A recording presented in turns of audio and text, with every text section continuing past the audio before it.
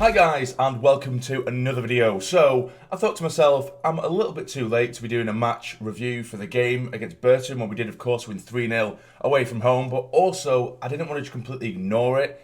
And so what I'm going to do, I'm going to recap this week that has been the perfect week in my eyes for Sunderland for different reasons. So we're going to go through it bit by bit, chunk by chunk. It's going to be filled with positivity. So if you're a Lincoln fan, if you're a Burton fan, or if you're a mag as well, I guess, then I'll probably just turn this video off because you're not going to enjoy it. It's just going to be me being really nice about last week and how good it was for us. Sunderland.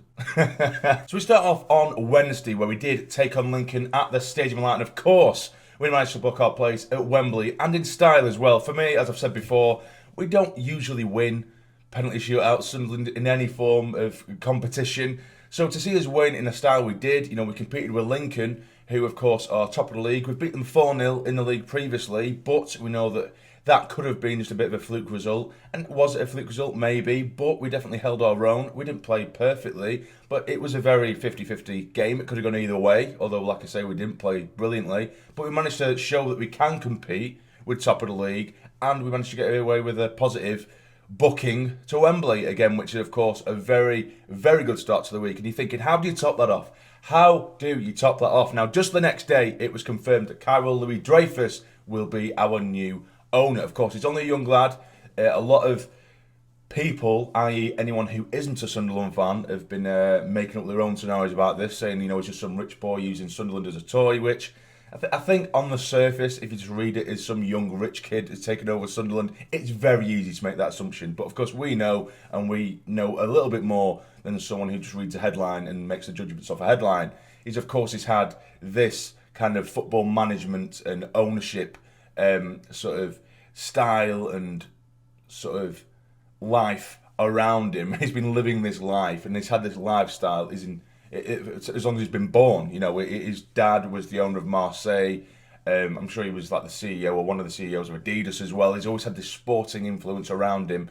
It's not like I said in the actual video when I did speak about this, it's not like he's just a rich kid who's made his money from elsewhere and we've just allowed some rich kids to come in and take over the club. He has plenty of advisors coming from that system at Marseille and family as well that have all seen it, and his family who are sort of the heir to this billions of pounds that his dad had. So he has money and he's young and up and coming, and I actually quite like that now. At first, of course, you are a bit, you're going to judge it a bit and you're going to worry, and I'm going to worry anyway. I'm sceptical as it is because we've been treated to so many terrible owners, so I am sceptical, but it's so different to what we've already had that it almost excites you, because of course it's easy to just say if someone's got billions of pounds, get excited about that, but I think because he is young and up and coming, he's clearly going to have a lot of desire and optimism to get a good job done, and I do believe his intentions are in the right place. So hopefully I'm not made to eat my words there, and I'm completely wrong. But yeah, so that was Thursday. Very, very positive. So we booked Wembley, got a new owner. Now Friday, you're probably thinking, because it did kind of go over a little bit, we kind of paved over this without really touching on this. But Friday, what happened on Friday? Jim Rodwell, another Rodwell basically, this is how I'm going to shoehorn this in. Another Rodwell did get sacked from the club. Of course, it was basically just Stuart Donald's mate that was given a massive role to run the club essentially when he's not there. And literally the day after Callum Robson got in charge, he's kicked him out. So he's basically gone in. Jim's literally just made his brew, made his morning coffee. Says, "Hi, Carol, you're sacked." That's what he says. You're sacked because we don't do Rodwells at the stage of life. I'm sure it didn't go quite like that, but that's what it's felt like, or that's how I feel it was like, and that's how I want it to be like. So as soon as he takes his sip of his morning coffee, Carol storms in with a cape and a Superman suit and goes, "Get out! No Rodwells, get out!" That's what he says. You can see that the more this video goes on, the more excited I'm getting just talking about it. Oh, I'm such a child. I'm nearly 30. But then Saturday comes around and we are taking on Burton, and I'm thinking to myself, the only thing that is going to ruin this week is Burton. The Burton curse, of course. Since we come down to League One, it was Burton that sent us down here in the first place with that horrible defeat at the Stadium Light, where we did, of course, get relegated from the Championship to League One. We still haven't been able to beat them since we've been down here with draws and losses. So I thought, if any team is going to ruin my mood, it's going to be Burton. The lineup came out, it was all makeshift because of injuries at the back. There was 3 at the back. Vokins was playing, who I've said, I'm not a big fan of at the moment. He hasn't played well at all. So I looked at this lineup, of course, Bailey Wright injured. It's a makeshift lineup. There's players in there that I wouldn't have played. It was a lineup that I think many raised their eyebrows at first, and I thought, Lee Johnson here is going to hand me a horrible, horrible end to what's been a very good week.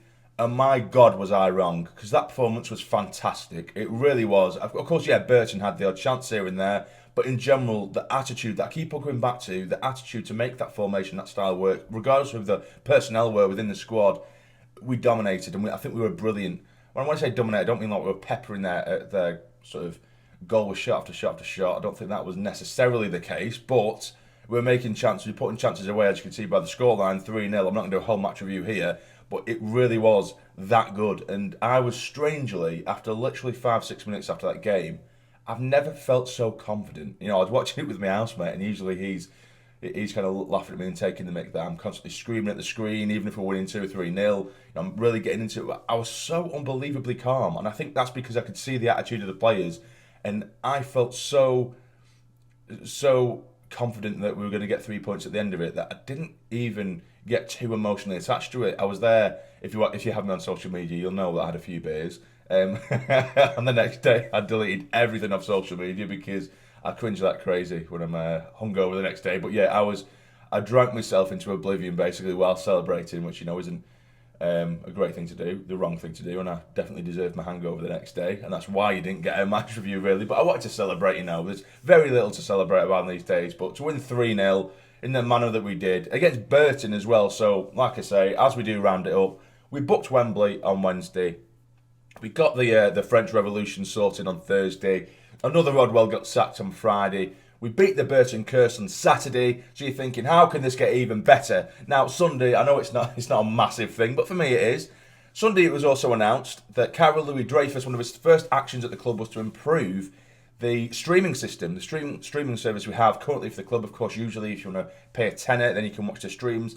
And they can be very poor at the best of times, and the cameramen, they're constantly getting it wrong. It's very, very cheap. There's only one camera angle.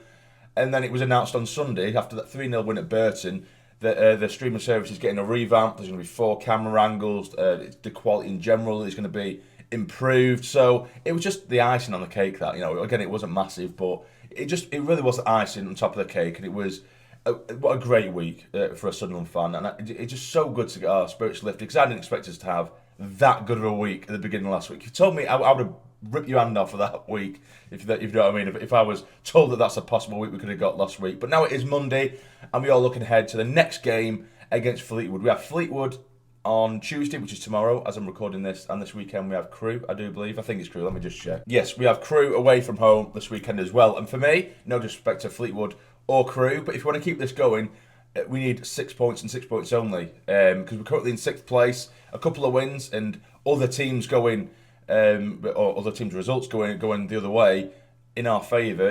We could see ourselves 3rd or 4th come the end of the week. So all we need to do is keep that attitude, and I keep mentioning that attitude, because as long as you do have that attitude, I believe we have enough quality in the squad to get out of this league. I don't think we have the best squad in the league, but when you do apply a certain attitude that we have seen over the last couple of games, then there's no reason why we can't. So let's keep riding this high. Go to Fleetwood. Also, not go to Fleetwood. Fleetwood could come to us and we can beat them there at the stage of light. So I am very confident. Of course, we're up against Simon Grayson, a familiar face, and of course a familiar face for me as well. I have a very love-hate relationship with Simon Grayson. Of course, he's given me some great memories in terms of videos on this channel, because I have an absolutely ridiculous impression of the man. But but in general, he was a terrible manager for Sunderland. But hopefully we can get 6 points over the course of those 2 games. So that will be the video, guys. So much positivity. But that'll be it from me, guys. If you have enjoyed this very positive video, please hit the like button for me. It'd be massively, massively appreciated. And subscribe to the channel if you're not already, to become a fully fledged member of the Sassy Army. But for now, you take care and stay jamming.